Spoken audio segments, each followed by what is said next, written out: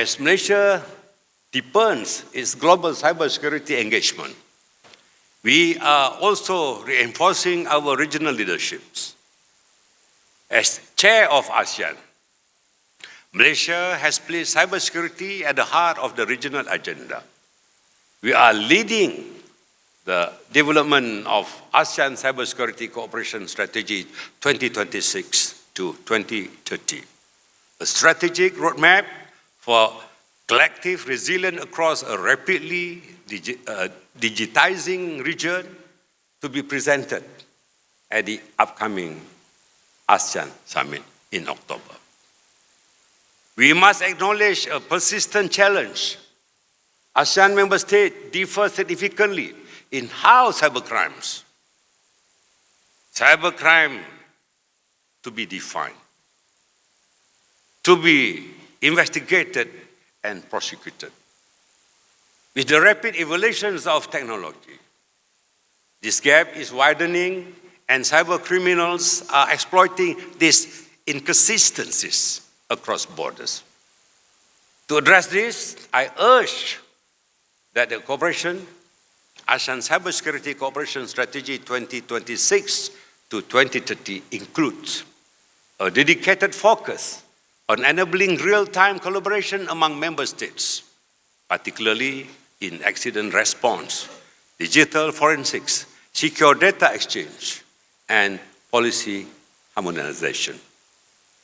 These mechanisms must uphold the principles of confidentiality, sovereignty, and mutual trust, which are essential in managing sensitive and transboundary cyber security threats.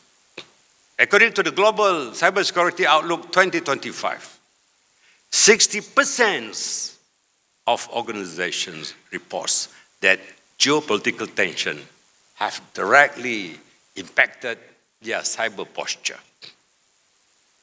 72% have experienced a surge in cyber risks. Half sees AI as their top concern, and 40% have already fallen victim to social engineering attacks. In Malaysia, the situation is no less urgent. Cisco 2025 Cybersecurity Readiness Index shows that 93% of organizations have encountered AI-related attack in the past year.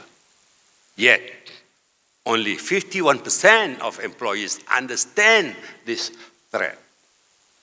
The real vulnerability is not just in our system, it is in our awareness.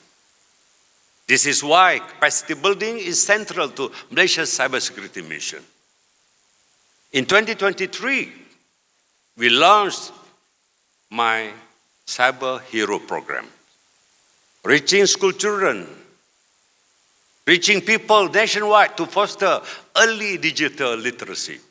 Today, CIDES 2025 take this further with ASEAN My Cyber Hero competition, cultivating regional talent from the ground up. Building on this, TVET continues to play a vital role in producing industry-ready talent and advancing social mobility in the cybersecurity sector. Malaysia's TVET ecosystem must now evolve into a global recognized, high-skilled talent pipeline that derive real economic impact, a focused upskill, especially focus into upskilling initiative. I hope led by NACSA, led by Datuk Megat, which NACSA should serve as a key enabler in this transformation.